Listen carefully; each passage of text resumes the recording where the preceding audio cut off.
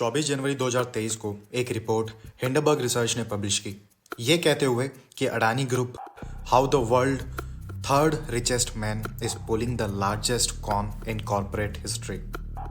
एक ऐसी रिपोर्ट जिसने पब्लिश होने के 2 दिन में ही अडानी ग्रुप की टोटल वैल्यूएशन 19.4 लाख करोड़ से गिर के 15.3 लाख करोड़ हो गई। मतलब 4.1 लाख करोड़ का नुकसान। जी हाँ, 4.1 लाख करोड़ ओवरऑल। 20% उनके स्टॉक्स क्रैश हो गए, जिसमें 19.65% अडानी गैस के हैं, अडानी ट्रांसमिशन के 19%, अडानी ग्रीन एनर्जी के 15.50%, अडानी एंटरप्राइजेस के 6.19%, Adani ports and special economic zone के 5.31% गिर गए एंड अडानी विलमार के 5% अलॉन्ग विद अडानी पावर्स 4.99% तक गिर गए, जिसकी वजह से गौतम अडानी, जो वर्ल्ड के थर्ड रिचेस्ट पर्सन थे, अब उनकी पोजीशन गिरकर 7th पर आ गई है। एंड मैं आपको ये बता दूं, ये रिपोर्ट उन्होंने तब पब्लिश की जब अडानी ग्रुप अपने 20,000 करोड़ के एफपीओ के साथ आया, जो कि इंडियन स्टॉक मार्केट हिस्ट्री का सबसे बड़ा एफपीओ है।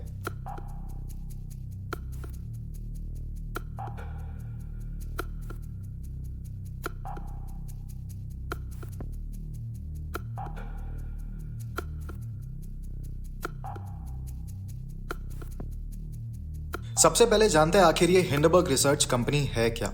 ये एक US based short seller company है जिसका मेजर काम होता है share market, equity, credit and इसके डेरिवेटिव्स पर रिसर्च करना। इस रिसर्च से ये कंपनी ये पता करती है कि क्या शेयर मार्केट में कहीं गलत तरीके से पैसों की हेराफेरी तो नहीं हो रही है, कहीं बड़ी कंपनीज अपने फायदे के लिए अकाउंट मिसमैनेज तो नहीं कर रही है। इस रिसर्च के बाद कंपनी एक रिपोर्ट पब्लिश करती है। इसे वर्ल्ड वाइड शेयर मार्केट पर असर देखने को मिलता है। जो हिंडनबर्ग ने रिपोर्ट अडानी ग्रुप के अगेंस्ट अभी पब्लिश की है, वो भी ठीक उसके एफपीओ रिलीज करने के टाइम, तो उससे ये क्लियर पता चलता है कि ये एक सोचा समझा अटैक है जिससे कंपनी के शेयर्स भयंकर तरीके से गिरे। उन्होंने अडानी ग्रुप पर शॉर्ट पोजीशन टेक्निक अपनाई। एक्चुअली शेयर मार्केट में पैसे कमाने के 2 तरीके हैं, short position and long position. For example, मैंने 100 रुपए में किसी कंपनी के शेयर खरीदे एंड उसे 150 रुपए में बेच दिया, मुझे 50 रुपए का प्रॉफिट हुआ, तो उसे कहते हैं लॉन्ग पोजीशन टेक्निक। एंड दूसरा एग्जांपल, मान लीजिए हिंडनबर्ग कंपनी ने शेयर मार्केट से जुड़ी किसी एक कंपनी में से 1 महीने के लिए 10 शेयर उधारी ले लिए एंड किसी दूसरी कंपनी को वो शेयर बेच दिए, और उस वक्त मार्केट में एक शेयर की वैल्यू 100 रुपए चल रही है। हिंडनबर्ग ने 100 रुपए में ही वो शेयर बेचे हैं। अब हिंडनबर्ग को भरोसा है कि उसकी रिपोर्ट पब्लिश होते ही अडानी ग्रुप के शेयर्स गिरेंगे। मान लीजिए रिपोर्ट पब्लिश होती है, अडानी ग्रुप के शेयर की वैल्यू 100 रुपए से गिरकर 70 रुपए हो जाती है। ऐसे में हिंडनबर्ग मार्केट में वो 10 शेयर अब 70 रुपए में खरीदेगा एंड जिस कंपनी से उसने उधारी लिए थे उसको वापस दे देगा। इसी तरीके से हिंडनबर्ग को हर शेयर पर 30 रुपीज का प्रॉफिट हुआ। इसे कहते हैं short position technique. Hindenburg research एक शॉर्ट सेलिंग कंपनी है। उन्होंने इस केस में इसी टेक्निक का इस्तेमाल किया है। हिंडनबर्ग रिसर्च फेम में आई जब उन्होंने 2020 में मिनिकोला नाम की एक इलेक्ट्रिकल व्हीकल बनाने वाली कंपनी पर सीरियस एलिगेशन लगाए, जिसके बाद उसके शेयर्स मानो डूब गए एंड उसके फाउंडर्स को अरेस्ट किया एंड उन पर फ्रॉड के केस में इन्वेस्टिगेशन हुई, जिसके बाद मानो सबको हिंडनबर्ग पर ट्रस्ट बिल्ड हो गया एंड उनकी रिपोर्ट को लोग सीरियस लेने लगे। ऐसी और भी बड़ी कंपनीज को टारगेट कर रखा है इस कंपनी ने।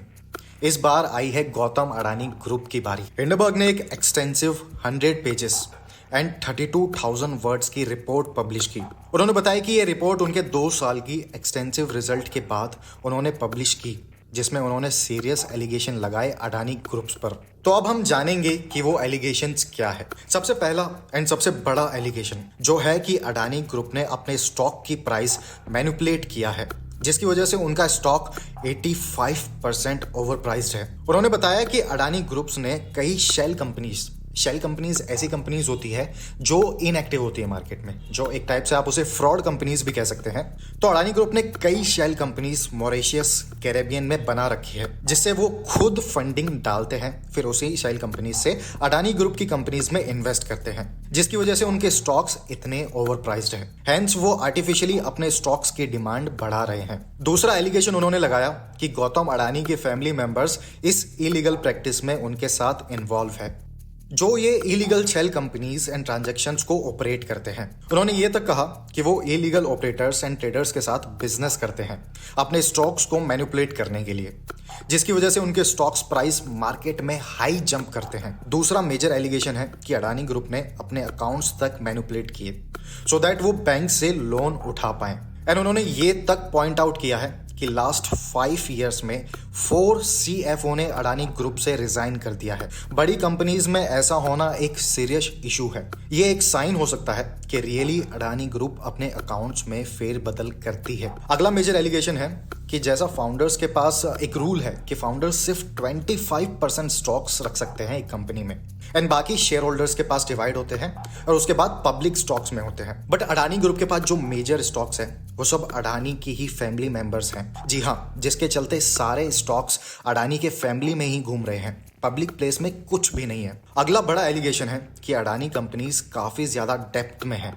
उस डेप्थ को चुकाने के लिए उन्होंने अपने काफी सारे शेयर्स गिरवी रखे हुए हैं, जिसकी वजह से पूरे अडानी ग्रुप का फाइनेंशियल स्टेटस खतरे में आ गया है।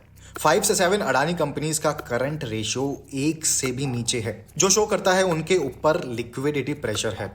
मतलब कभी भी ये 5 कंपनीज लिक्विफाई हो सकती है। जो अभी अडानी ग्रुप के मैनेजिंग डायरेक्टर है गौतम अडानी के छोटे भाई राजेश अडानी, उन पर DRI का केस तक चल रहा है, फ्रॉड्स एंड मनी लॉन्ड्रिंग का। इसके चलते हुए आज वो MD है। मतलब आप यकीन कर सकते हैं जिनके ऊपर मनी लॉन्ड्रिंग एंड फ्रॉड के केस चल रहे हैं वो गौतम अडानी के ग्रुप में MD बने हुए हैं। एंड गौतम अडानी के brother in law Sameer Vora पर भी ये एलिगेशन है कि वो भी डायमंड स्कैम में शामिल थे। बट मजे की बात यह है कि वो भी अभी अडानी ग्रुप के ऑस्ट्रेलिया डाइवर्जन के एग्जीक्यूटिव डायरेक्टर है। इसके साथ अडानी ग्रुप पर हिंडनबर्ग का एक और बड़ा एलिगेशन ये है कि वो पहले भी 4 मेजर गवर्नमेंट फ्रॉड्स में शामिल हो चुके हैं, जिसमें उन्होंने करीबन $1.7 बिलियन का घोटाला किया है। हिंडनबर्ग ने अपनी रिपोर्ट में बता रखा है कि ये एलिगेशंस उन्होंने यूं ही नहीं लगा दिए हैं। इसके लिए उन्होंने 2 साल इन्वेस्टिगेशन की, कई अडानी ग्रुप के सीनियर एग्जीक्यूटिव से बात की, कई डॉक्यूमेंट्स रिव्यू करे, इवन अडानी के कई ओवरसीज साइट्स को विजिट किया, फिर ये रिपोर्ट जनरेट की। ये सब एलिगेशंस के साथ हिंडनबर्ग ने 88 क्वेश्चंस अपनी रिपोर्ट में डाले।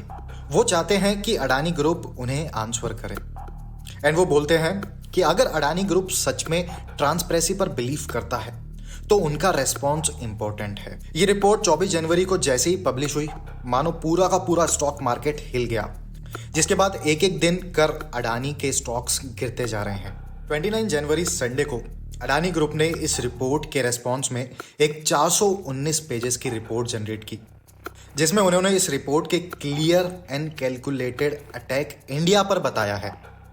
उनका कहना है कि ये कुछ नहीं बल्कि सब झूठ है। उनका कहना है कि ये रिपोर्ट सबको मिसलीड करने के लिए है। जो डाटा उनके पब्लिक में है उसी डाटा को तोड़ मरोड़ के सबके सामने रखा जा रहा है, जिससे हिंडनबर्ग का फायदा हो सकता है।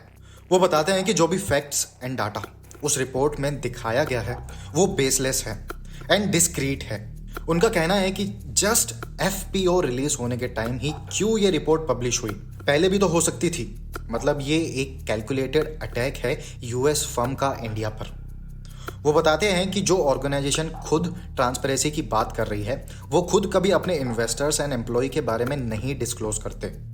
वो क्लियरली बोल रहे हैं कि ये एक money making fraud short seller company है जो बड़े बड़े लोगों को टारगेट करती है। वो बताते हैं कि जो 88 क्वेश्चंस उन्होंने पूछे हैं उसमें से 65 तो वही है जो अडानी अपनी एनुअल रिपोर्ट में पब्लिकली सबको दिखाते हैं and 23 questions public share holders and third party से रिलेटेड है, जिसका अडानी ग्रुप से कोई लेना देना ही नहीं है।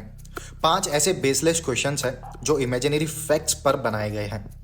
इस रिपोर्ट के रेस्पॉन्स में हिंडनबर्ग ने वापस टारगेट करते हुए बताया कि fraud is fraud. Adani group ने हमारी 88 क्वेश्चंस को तो एड्रेस किया नहीं बल्कि उसके अलावा सब कुछ बता दिया।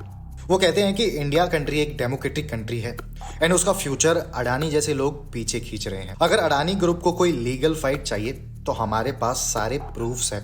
वो यहाँ US आकर लीगल एक्शन भी ले सकते हैं, जिसका आंसर देने के लिए वो तैयार है। अब देखते हैं दोस्तों आगे क्या क्या होता है।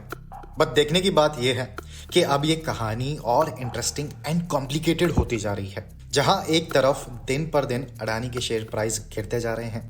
अब देखते हैं आगे क्या होगा। क्या दोस्तों आपको भी लगता है कि हिंडनबर्ग की ये रिपोर्ट एक सोची समझी साजिश है या फिर अडानी ग्रुप में सच में कोई ना कोई स्कैम कर रखे हैं? दोस्तों अपनी राय कमेंट सेक्शन में ज़रूर बताएं। चलिए मिलते हैं नेक्स्ट वीडियो में, तब तक के लिए ध्यान रखिए। धन्यवाद।